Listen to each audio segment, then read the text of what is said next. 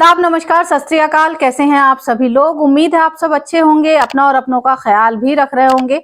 रात के बज चुके हैं 8 और कहानी का जो सिलसिला है वो जारी है। आज की कहानी जो मैं आपके सामने लेकर आई हूँ, इस कहानी में प्यार भी है, धोखा भी है, शादी भी है और फिर बाद में कत्ल को भी अंजाम दिया गया। तो कहानी शुरू होती है एक लड़की से जिसका नाम निक्की यादव होता है। निक्की यादव हरियाणा की रहने वाली होती है। दिल्ली आती है अपनी हायर स्टडीज के लिए, यानी हरियाणा में ही उसने अपनी स्कूलिंग पूरी की थी। इसके बाद उसको लगा कि मुझे दिल्ली जाना चाहिए हायर स्टडीज के लिए, और कुछ उसको प्रोफेसर भी बनना था। उसकी एक तमन्ना थी या विश थी उसकी कि मैं बड़े होकर प्रोफेसर बनूं। तो यही अपने दिल में एक अरमान लेकर, एक विश लेकर वो दिल्ली आई थी। दिल्ली में हायर स्टडीज के लिए वो अपना एडमिशन ले लेती है। अब इसी बीच लगभग 2023 में फरवरी होती है, 10 फरवरी 2023 को, कुछ दिन से निक्की की एक आदत थी कि वो अपने परिवार को रोजाना कॉल किया करती थी। कॉल, वीडियो कॉल या नॉर्मल कॉल, मतलब अपने परिवार से कांटेक्ट में जरूर रहा करती थी। लेकिन एक दिन सारा दिन निक्की का कॉल नहीं आता। जब कॉल नहीं आता तो माँ बाप परेशान होते हैं। इधर जब बाप उसके नंबर पर कॉल करते हैं तो पता चलता है कि नंबर जो है वो स्विच ऑफ जा रहा है, नंबर लग नहीं रहा है। इधर जो निक्की थी वो अपनी एक कजन के साथ रहा करती थी, उसको भी कांटेक्ट किया जाता है तो पता चलता है कि निक्की कहीं घूमने गई हुई है, तो दोस्तों को के साथ गई हुई होगी। तो उसके पिताजी को सोचते हैं कि ठीक है, फ्रेंड्स के साथ गई है, शाम तक आ जाएगी, हो सकता है फोन रिचार्ज नहीं हो, स्विच ऑफ हो गया हो। शाम तक का वेट किया जाता है। अब इसी बात को 2 दिन हो जाते हैं। पिता परेशान हो जाते हैं कि ऐसा तो हो ही नहीं सकता कि वो कहीं पर भी रहती थी, एक तो बताकर जाती थी, दूसरा कहीं पर भी हो फोन जरूर किया करती थी, अपनी माँ से बात जरूर किया करती थी। तो ऐसा क्या हो गया कि 2 दिन से लड़की का कहीं अता पता ही नहीं है। फिर वो दोबारा उसकी कजन को पूछते हैं कि आखिर गई किसके साथ है। तो वो बताते हैं कि वो साहिल, एक लड़का है साहिल गहलोत, उसी के साथ कहीं बाहर गई हुई है घूमने। अब जो पिता होते हैं निक्की के, यानी कि सुनील यादव, वो साहिल को फोन लगाते हैं, साहिल गहलोत को। साहिल गहलोत से जब फोन लगाकर पूछते हैं कि निक्की कहाँ है, 2 दिन से उसका अता पता ही नहीं है, तो वो बताता है कि अंकल मेरी तो शादी है, मैं अपने फंक्शन में बिजी हूँ। वो कह जरूर रही थी मेरे साथ बाहर जाने को, लेकिन मुझे काम था, मैं जा नहीं सका, तो वो गुस्से में अकेले ही घूमने चली गई है। और उसका फोन क्यों नहीं लग रहा है ये मुझे भी नहीं पता है। अब जब बाप ये कहानी सुनते हैं तो उनको कुछ अटपटा सा लगता है कि वो कजिन बता रही है कि साहिल गहलोत के साथ गई है, साहिल कह रहा है कि मैं अपने शादी में बिजी हूँ, अपने फैमिली फंक्शन में हूँ, मैं तो जा ही नहीं सकता था। तो अगर फैमिली फंक्शन, शादी थी उसकी, तो निक्की प्लान बना ही नहीं सकती थी। अब जो पिता थे उनको कुछ शक होता है और वो दिल्ली आते हैं। दिल्ली आने के बाद पुलिस में एक कंप्लेंट दर्ज कराते हैं और क्या बताते हैं कि उनकी जो बेटी है निक्की, वो 2 दिन से लापता है, और जो जिस फ्रेंड का नाम आया था कि जिसके साथ गई है, वो भी मना कर रहा है। तो जो निक्की का फोन होता है उसकी लास्ट लोकेशन देखी जाती है कि लास्ट लोकेशन कहाँ की है। तो पता चलता है कि नजफगढ़ में एक ढाबा है जिसका नाम है खाओ पियो ढाबा, लोकेशन वहां की दिखाता है। अब जब पुलिस वहां पर पहुंचती है उसके पिता के साथ, तो देखती है कि ढाबा तो बंद है लेकिन लोकेशन वहीं की दिखाई जा रही है। अब जब लोकेशन है तो पुलिस भी कुछ ना कुछ तो करती। अब पुलिस ताला तोड़ती है, ढाबे के अंदर चेक करती है, पूरा ढाबा देख लिया जाता है, लेकिन ढाबे में कोई चीज, कोई सुराग नहीं नजर आता। तभी वो लोग जब वापस लौट रहे होते हैं तो एक सिपाही की नजर फ्रिज पर पड़ती है, और इस फ्रिज को उल्टा करके रखा हुआ था, यानी मुंह जो था उसका, फ्रिज का जो डोर होता है वो दीवार की साइड था और उसे चारों तरफ से किसी रस्सी से लपेटा हुआ था। और ढाबा लग रहा था कि जैसे 1-2 दिन से बंद हो, लेकिन जो फ्रिज है उसका स्विच ऑन था। जब पुलिस वाले और वो निक्की के पापा देखते हैं तो उन्हें शक होता है कि फ्रिज को इस तरह रखना और चालू हालत में, और फ्रिज को रस्सी से लपेटा हुआ है, आखिर बात क्या है। और निक्की की जो कॉल डिटेल है वो भी यहीं की दिखा रही है। पुलिस फ्रिज को खोलती है और जब फ्रिज को खोला जाता है तो उस फ्रिज में से निक्की यादव की लाश निकलती है। जब बॉडी मिल जाती है तो सुनील जो है, जो निक्की के पिता हैं, वो रोने लगते हैं, बिलखने लगते हैं कि उनकी बेटी को, जिसको वो 2 दिन से तलाश कर रहे हैं, उन्हें उम्मीद भी नहीं थी कि उनकी बेटी इस तरह उनको मिलेगी। अब पुलिस पता लगाती है कि ढाबा किसका है, तो पता चलता है कि ये ढाबा उसी साहिल गहलोत का है। अब इधर साहिल गहलोत के पास जाया जाता है, उसको गिरफ्तार कर लिया जाता है क्योंकि ढाबा उसी का है।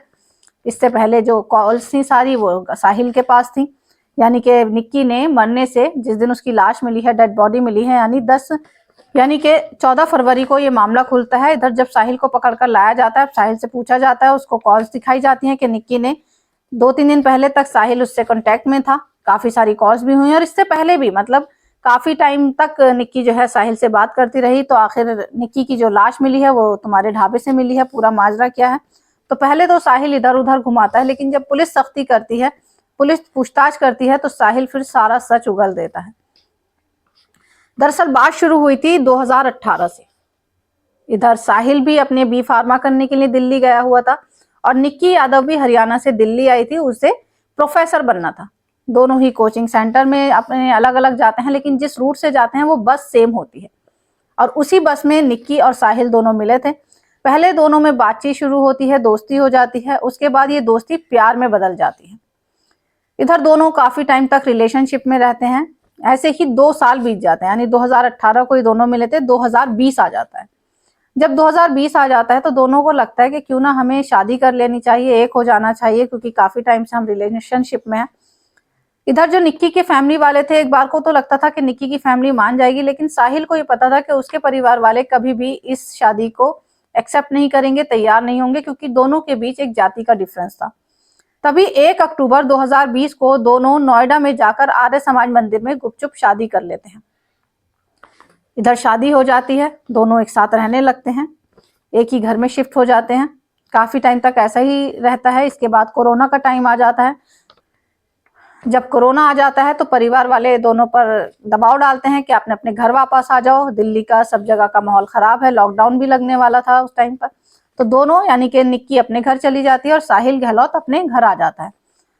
लेकिन दोनों बातचीत भी करते हैं। इधर जब थोड़ा सा लॉकडाउन से सहूलियत मिलती है तो मिलने भी आते हैं। तो दोनों को लगता है कि दोनों एक दूसरे के बिना रह ही नहीं सकते।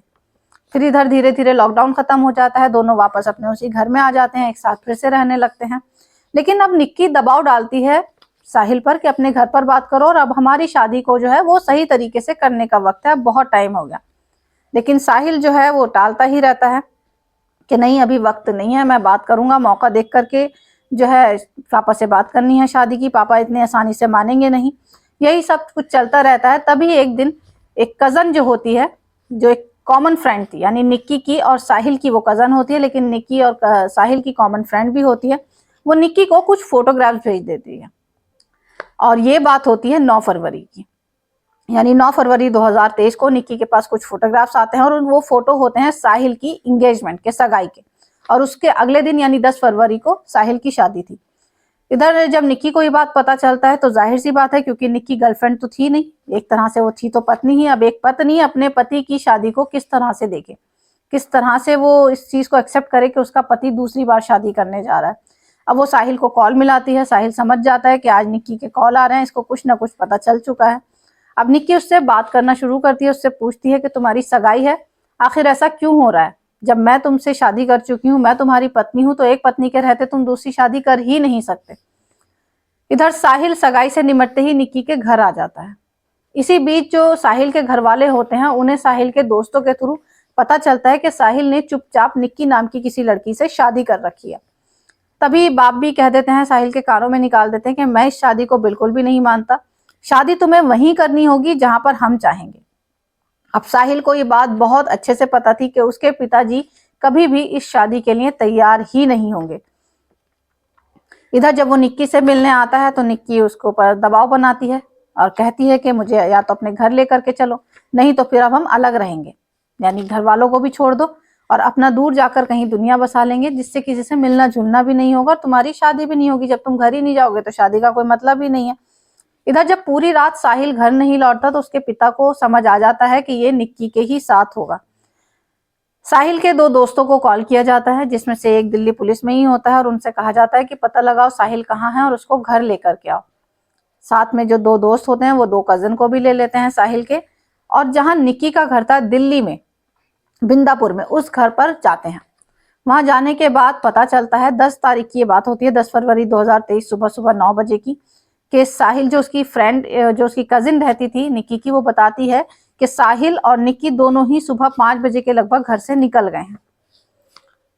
अब जब पूरा ये तैयारी हो जाती है, निक्की के साथ वो निकल जाता है, तो साहिल के दिमाग में कहीं ना कहीं एक बात फिट थी कि मेरे पिताजी मानेंगे नहीं और ये शादी किसी के सामने भी नहीं है। और वो इतना तंग आ चुका था निक्की से भी और अपने परिवार वालों से भी, क्योंकि दोनों ही अपनी अपनी जगह अटल थे, कोई भी एक मानने को तैयार नहीं था।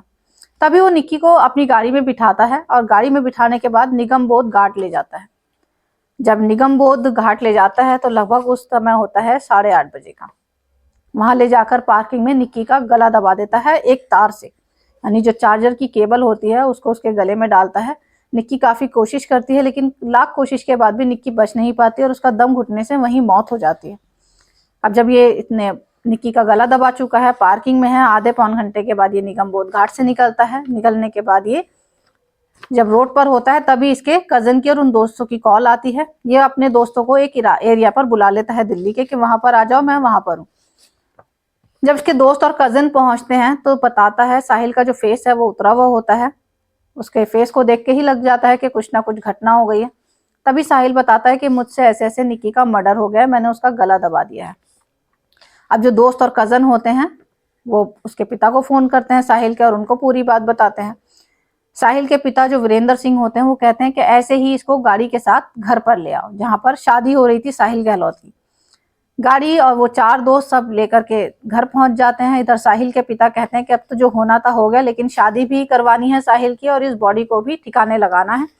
तभी वो आइडिया देते हैं कि जो घर के पास उनका ढाबा है जिसका नाम खाओ पियो ढाबा है, फिलहाल ये गाड़ी वहां पार्क कराओ, उसके बाद शादी होने दो, उसके बाद देखते हैं इस बॉडी को कैसे ठिकाने लगाना है। इधर शादी साहिल की तय हो जाती है एक लड़की से। अब जिस लड़की से शादी तय होती है उसके भी पिता नहीं होते, उसकी माँ होती हैं। और माँ हरचंद ये कोशिश करती है कि उसकी बेटी को हर एक चीज वो दे, हर एक चीज अच्छे से शादी करे जिसके लिए वो अपनी बेटी को पाल रही थी।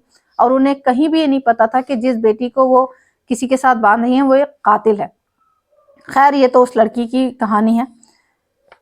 अब इधर जब बॉडी को वहां गाड़ी के साथ पार्क कर दिया जाता है, इधर शादी हो जाती है साहिल की। शादी होने के बाद साहिल की अगले ही दिन जब पिता को लगता है निक्की के 2 दिन से कॉल नहीं मिल रहा, तभी वो बॉडी और उसकी आखिरी लोकेशन फोन की निक्की की उसके खाओ पियो ढाबा में निकल आती है।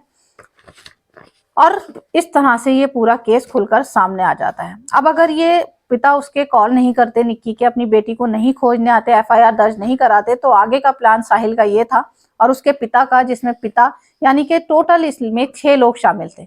एक मेन एक्यूज्ड साहिल, उसके पिता वीरेंद्र सिंह और 4 वो दोस्त, यानी कि 2 तो दोस्त थे और 2 कजिन थे, जिसमें से एक दोस्त दिल्ली पुलिस में भी था, कि बॉडी को जो है हम अभी तो शादी निमट जाए, उसके बाद जिस बैग को लेकर निक्की घर से निकली थी अपना सामान लेकर, उस बैग में ही निक्की की लाश को डालेंगे और किसी हिल स्टेशन पर जाकर किसी खाई से लाश को धक्का दे देंगे, गिरा देंगे, ताकि किसी को भी पता ना चले कि उस बैग में आखिर क्या है या कहाँ उसकी बॉडी गई। निक्की का कोई खबर ही नहीं होगी और हम भी बोल देंगे कि हमारे पास तो निक्की आई ही नहीं। इधर साहिल की शादी भी निमट जाएगी और सभी के लोग सभी बच जाएंगे। लेकिन एक फोन ट्रेस होने की वजह से, उसकी लोकेशन की वजह से डेड बॉडी मिल गई। अगर ये डेड बॉडी नहीं मिलती तो शायद निक्की का केस सुलझाना इतना आसान भी नहीं होता। तो ये थी आज की पूरी कहानी। अगर आपको कहानी अच्छी लगी हो तो चैनल को लाइक करें, सब्सक्राइब करें, कमेंट करें, शेयर करना बिल्कुल भी ना भूलें। कल फिर आपसे एक नई कहानी के साथ मुलाकात होगी, तब तक के लिए गुड नाइट।